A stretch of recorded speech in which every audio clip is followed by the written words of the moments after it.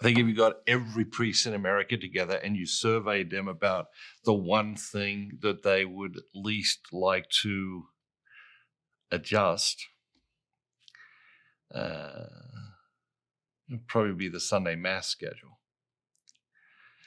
What did you do with the Sunday Mass schedule? What was the reaction to that? How did you deal with that? So once again, we've changed the Mass schedule multiple times, and we've talked about several things earlier in this conversation. You have to over communicate. You have to over communicate. But if you're changing the Mass schedule, you're doing it for the good of your children. You're doing it for the thriving of the parish, and you're doing it so that there can be more life. There will be the people who will say, but this is my Mass and this is. But if they hear it multiple times, if they hear it with compassion, they hear it with love, they will accept it.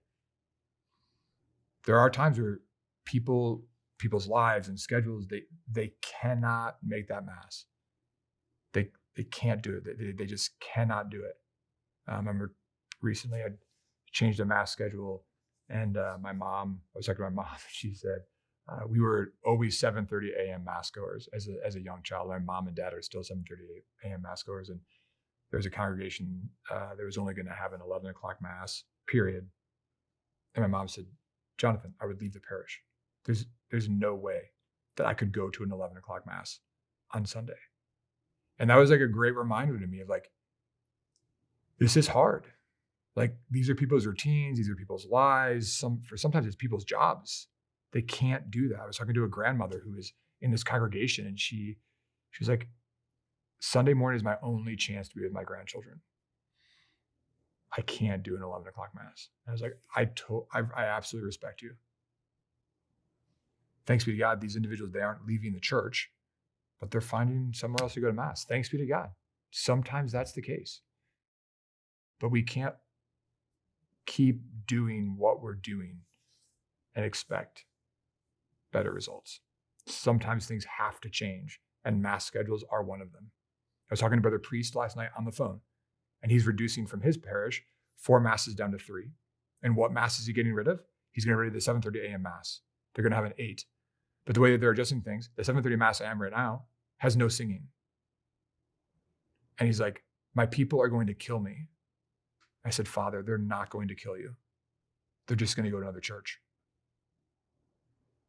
He said, I've already heard complaints from some guys who are like, we can't handle singing at Mass. And I said, do you want to know what you say to them? You just say, then you're going to hate heaven. And do you want to get rid of the whole entire book of Psalms out of the Old Testament? And could you imagine, like, what would you do at a Protestant service if you didn't sing at Mass? Like, we have become so selfish and so self-seeking often how we want to praise the Lord and worship the Lord. And we've allowed it as priests. We've allowed it to be like, this is just part of Catholic culture that we don't sing. No, that's actually a bad part of Catholic culture. Like, we shouldn't like allow that to be a norm, that people would have a Sunday Mass where you wouldn't sing. But nonetheless, I was like, brother, it's going to be okay. Like, people are going to adjust. And if they walk and they go to another church that doesn't sing, thanks be to God. Thanks be to God that they're still going to Mass. Like, that's a good thing. Yeah. So in some cases, like the grandmother who it's her only opportunity to spend time with their grandchildren, there are real and valid reasons for looking for another Mass in another place or whatever. But, outside of that, it does seem to be like a consumer mentality. Yep. How do we help people become aware of the consumer mentality and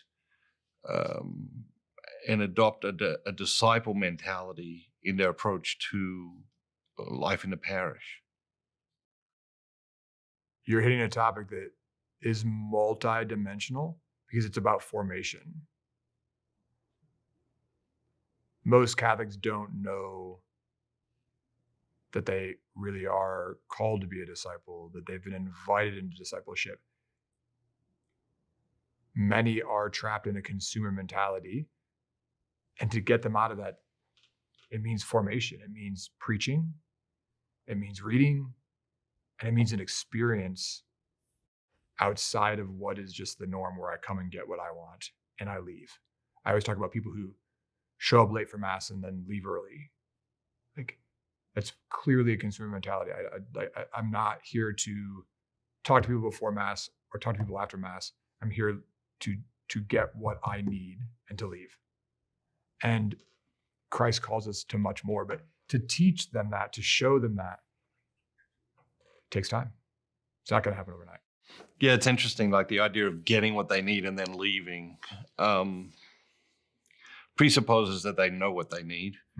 And it very often, I find and I live a highly scheduled life, but I find that it is the unscheduled encounters of life, experiences of life that God uses most powerfully, sometimes in my days, but also to point out, hey, you're off track on this, or your thinking is wrong on this. And so they're avoiding all those chance encounters where I think the Spirit thrives. They're avoiding an encounter, but they're also not allowing themselves to give themselves to others in an encounter. So not only are they not being encountered by others, but they're not encountering others. It is very much so caught up in a consumer mentality, a narcissistic, selfish understanding of life. I don't want to deal with them, but I also don't believe that I have anything to give to them. Yeah.